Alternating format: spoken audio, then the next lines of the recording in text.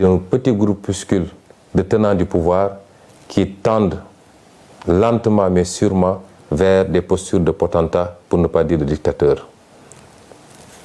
J'ose espérer que les choix seront internationaux. Qu'est-ce qu'il vous a dit?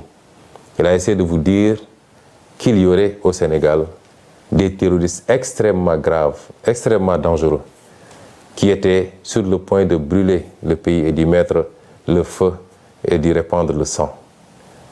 Ce qui est cocasse dans cette histoire, c'est que comme toute arme, le procureur nous dit que ces terroristes n'avaient qu'une lunette, même pas de fusil, une lunette d'un fusil, et qu'ils étaient en train de faire le tour du monde pour chercher un fusil où monter cette lunette. Il n'y a rien de plus ridicule que ces propos. Le procureur a voulu vous faire croire à un certain nombre de choses sur lesquelles je vais revenir. Mais je vais m'attarder sur la personnalité de ce procureur. Parce que ce procureur est l'illustration parfaite de l'avilissement, du rabaissement de certains magistrats. C'est un monsieur que je connais et qui me connaît, qui est un grand frère, que j'ai connu pendant que j'étais étudiant. Son frère, son petit frère est l'un de mes meilleurs amis. Ce procureur venait me voir ici à la maison, j'allais le voir chez lui. Donc ce n'est pas quelqu'un qui feignera de me méconnaître. Il me connaît extrêmement bien. Et ce procureur, durant tout le temps qu'on s'est connus, on a été un peu partout. On a été même demander la main d'épouse pour des amis ensemble. On a partagé des repas. Ce procureur,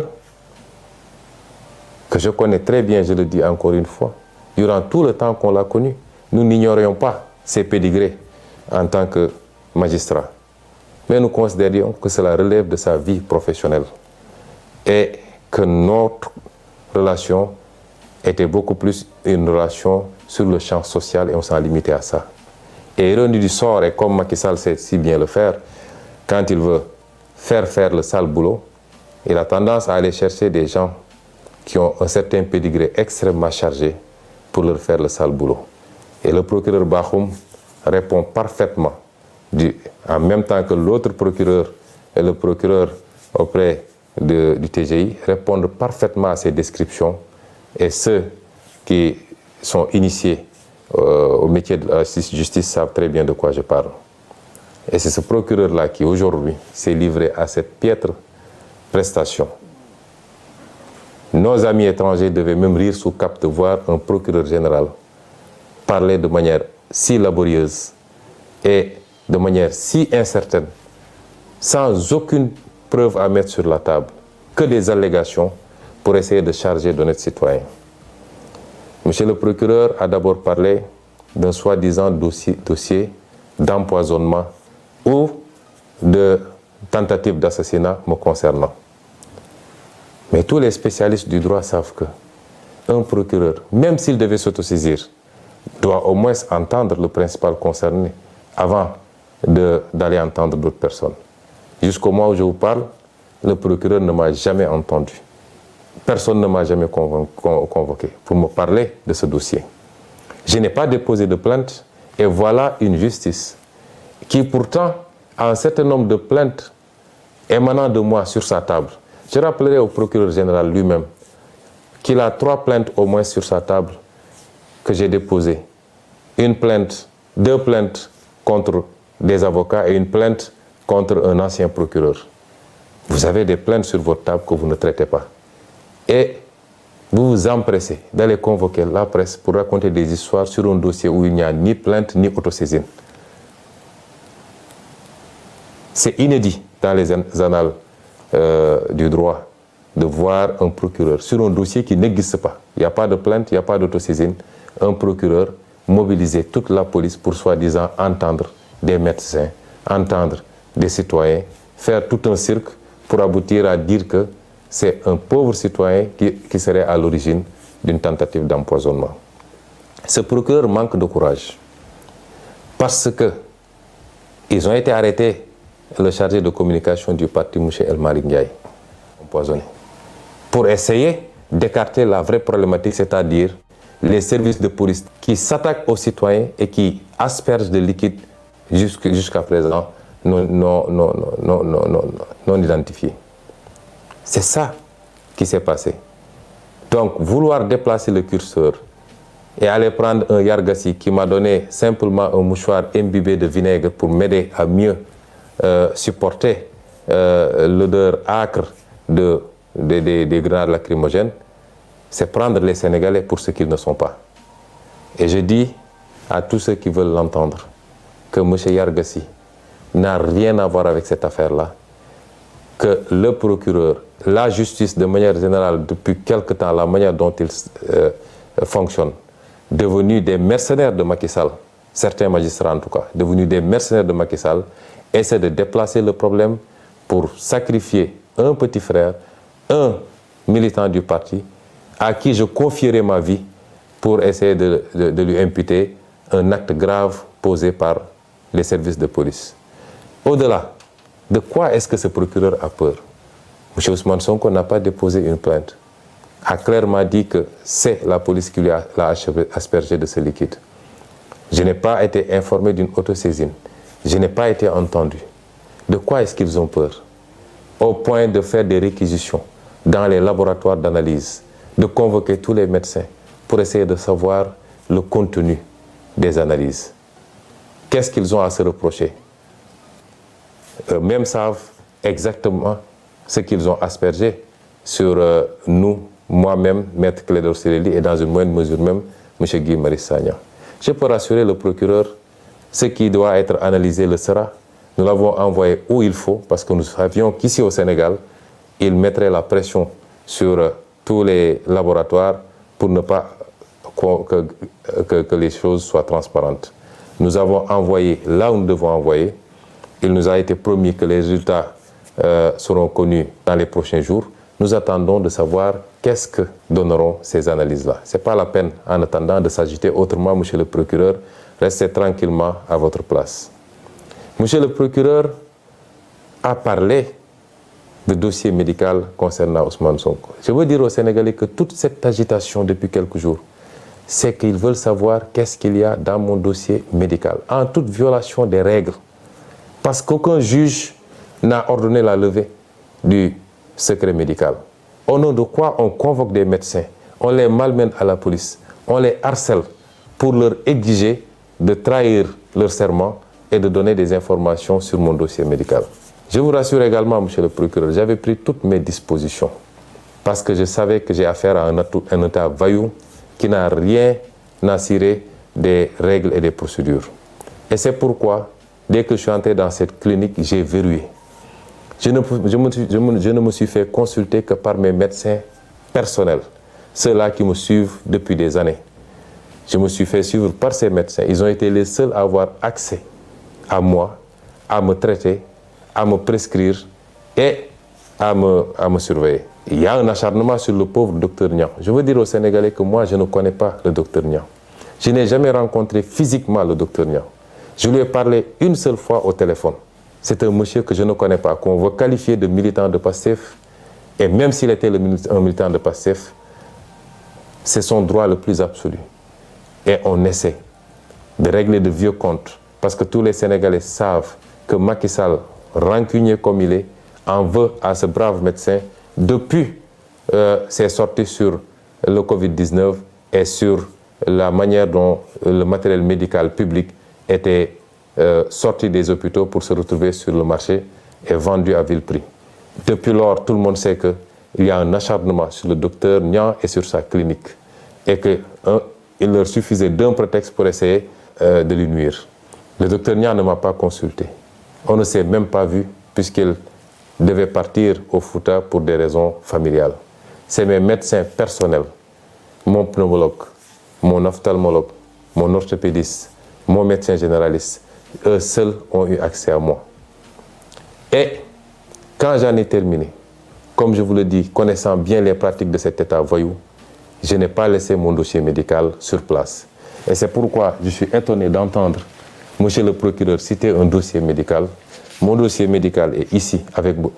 Je ne l'ai pas laissé là-bas. Tout ce qui a été prescrit est ici parce que je savais qu'ils allaient faire de l'inquisition, parce que ce n'est pas de la perquisition, pour essayer d'avoir accès à mon dossier médical qui relève de ma vie privée et qui ne peut en aucun cas, dans ce cas d'espèce, être à disposition des enquêteurs. S'ils veulent ce dossier médical, ils n'ont qu'à venir le chercher chez moi. Ce dossier, il a cité un dossier H23 00167, évidemment.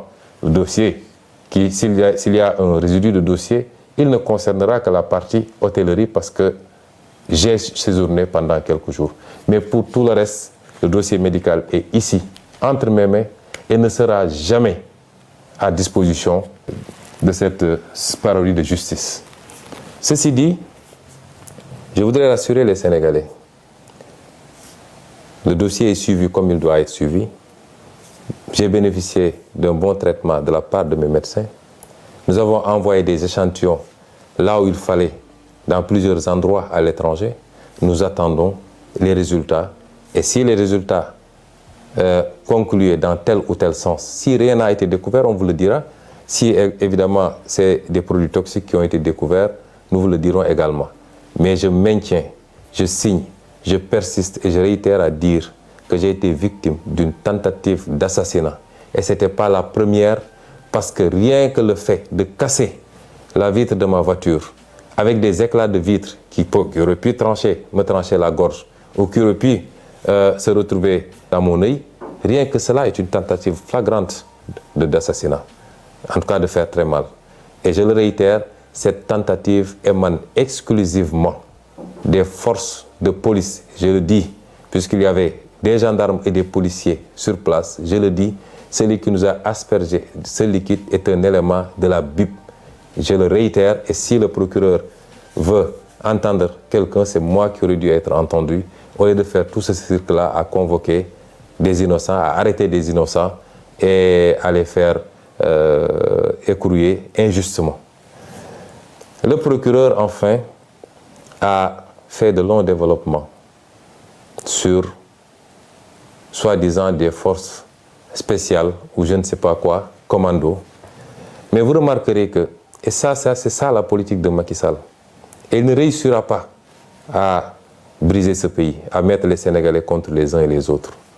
Mais vous remarquerez qu'aujourd'hui, porter un nom de famille à consonance casamançaise est devenu un crime sous le régime de Macky Sall. On nous parle de MFDC, on me parle, mais des terroristes du MFDC qui ne peuvent même pas avoir un fusil, qui ont simplement une lunette. Il n'y a pas plus ridicule que ça. Et ils veulent prendre les gens pour des demeurés, pour ce qu'ils ne sont pas. Je le réitère, aujourd'hui, une bonne partie, en tout cas certains magistrats ont peur, parce qu'il semblerait, d'après ce que dit le procureur, qu'ils soient visés. Ils n'ont qu'à se poser la question du pourquoi. Vous ne pouvez pas semer la haine dans ce pays, être les bras exécutifs de Macky Sall dans ses sales besognes. Vous êtes l'auteur de tueries dans ce pays. À chaque fois que vous prenez une mauvaise décision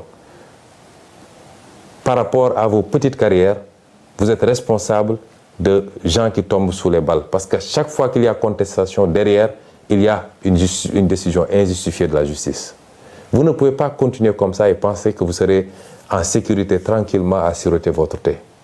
Je vous l'ai toujours dit, si le pays brûle, vous ne serez pas épargné.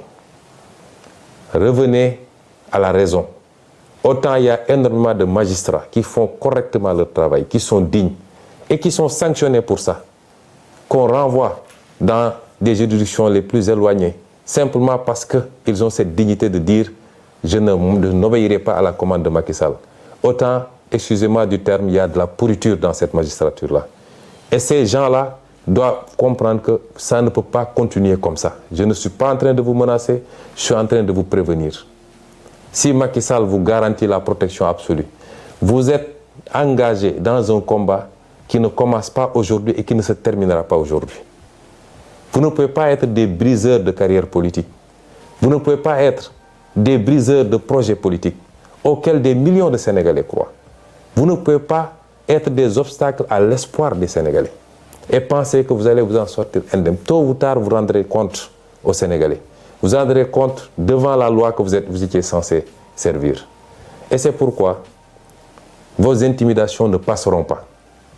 Le magistrat qui se muera en politicien pour exécuter des commandes politiques, ce sera lui-même défini comme ennemi du peuple sénégalais. En tout cas, d'une grande partie du peuple sénégalais. Et nous assumons nos propos par rapport à ça. Nous ne pouvons pas accepter que ce pays soit pris en otage par un groupuscule de magistrats, quelle que soit leur fonction. Et c'est pourquoi nous vous disons que vous habitez dans ce pays. Les gens que vous jetez injustement en prison, ils ont de la famille, comme vous. Ils ont des carrières comme vous. Ils ont des parents comme vous. Ils ont droit à la liberté comme tout le monde. Mais sur commande politique, vous vous permettez de prendre des gens que vous jetez, des innocents que vous jetez en prison, que vous laissez pendant des mois souffrir en prison. Et vous pensez que les gens vont continuer à vous laisser comme ça. C'est vous qui alimentez la haine contre vous. Et à terme, ça risque de se passer mal. Revenez à la raison. Ce pays ne vous appartient pas, il nous appartient à tous. Respectons-nous et sachez que vous rendez la justice non pas au nom de Macky Sall, de sa famille et de son parti, mais vous la rendez au nom du peuple sénégalais. Et ce peuple sénégalais ne se retrouve plus dans ce que vous êtes en train de faire. Il vous a honni à cause de vos comportements. Et c'est pourquoi votre intimidation ne passera pas. Nous continuerons à faire ce que nous devons faire. Et parmi ces actions que nous devons faire, je réitère que le plan d'action du 29, 30 et du 3 avril reste maintenu intégralement.